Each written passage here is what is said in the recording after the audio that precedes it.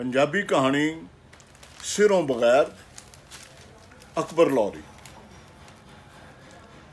अचनचेती चलदा करखाना खलो गया। मशीनां कुछ चिर गरड़ गरड़ चलियां, चूथियां कुछ चरड़ चरड़ चीकियां, पईयां विचों ठक ठक दियां आवाज़ां आईयां।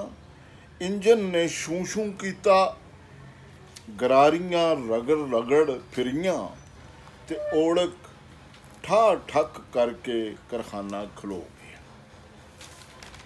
लोग हुम हुमा के अंदर नूं नसे, क्यों जे करखाना सब दियां लोड़ां पूरियां करन लई लगा होया सी। भावें कुछ चिर तों वो सारियां लोड़ां ते पूरियां नहीं सी करदा, पर जिवें किवें चल रिहा सी ते ਉਹਦੇ चालू रहन दी आवाज़ नाल लोकां नूं सहारा सी भई कदी ਇਹਦੀ चाल ठीक हो जावेगी। पर अज जिवें अचनचेती उन्हां दा सुपना टुट गया। करखाना उक्का ही खलो गया ते ਉਹ घाबर के करखाने दे अंदर नूं नसे।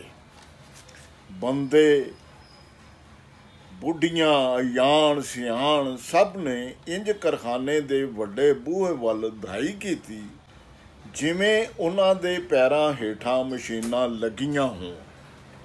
पर वो सब करखाने दे वड्डे बूमियों वड़दियां ही हैबू नाल खलो गए, जिवें अगे मौत खलोती होवे। उन्हां की डिठा जिथे करखाने दा चौकीदार बैठा होया सी, उथे चूहे केर दा ढेर सी।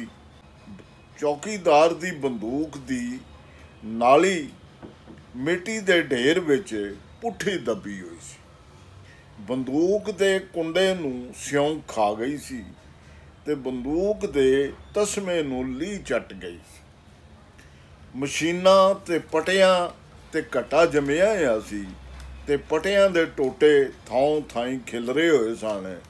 तेल बिना सुक्कियां चल चल मशीनां दी लोह चूण दुआले चुआले खिलरी हुई सी।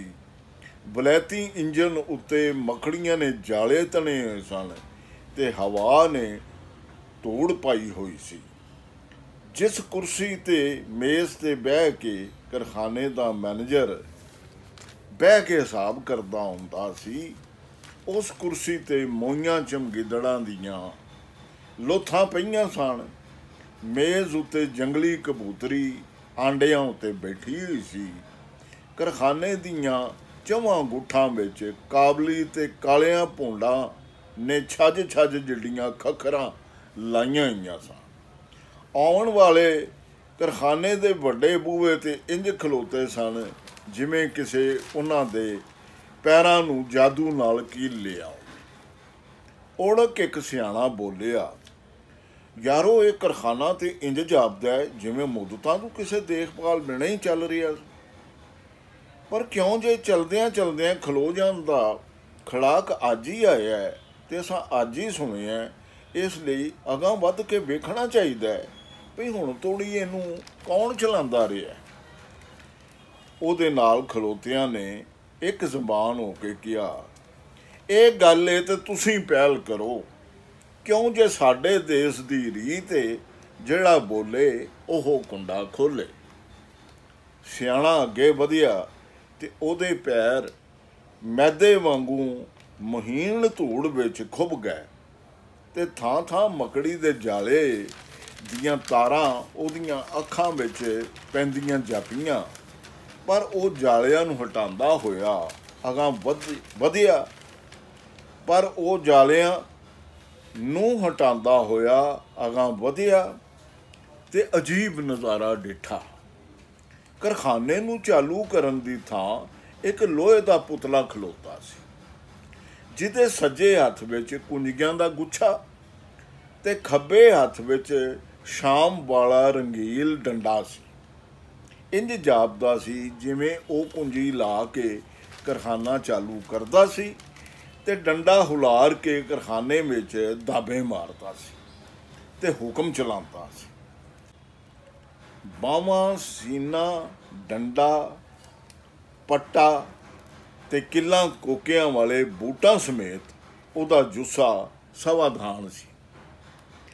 ਬਸ ਉਹਦੀ ਧੌਣ ਸਿਰੋਂ ਬਗੈਰ ਸੀ। ਇਸ ਕਾਰਖਾਨੇ ਦਾ ਸਾਰਾ ਕਾਰੋਬਾਰ ਹੁਣ ਤੱਕ ਸਿਰੋਂ ਬਗੈਰ ਚੱਲ ਰਿਹਾ ਸੀ ਤੇ ਜਦੋਂ ਸਿਰੋਂ ਬਗੈਰ ਚਲਦਿਆਂ ਚਲਦਿਆਂ ਕਾਰਖਾਨਾ ਇੱਕੋ ਵਾਰ ਠਾ ਠੱਕ ਕਰਕੇ ਖਲੋ ਗਿਆ ਤੇ ਪੁਤਲੇ ਦੀ ਹਿੰਮਤ ਵੀ ਹਵਾ ਹੋ ਗਈ ਤੇ ਉਹ ਮੋਇਆ ਹਾਰ ਕੰਧ ਨਾਲ ਜਾ ਲੱਗਾ ਤੇ ਪੱਥਰ ਦੇ ਬੁੱਤ ਵਾਂਗੂ ਖਲੋ ਗਿਆ।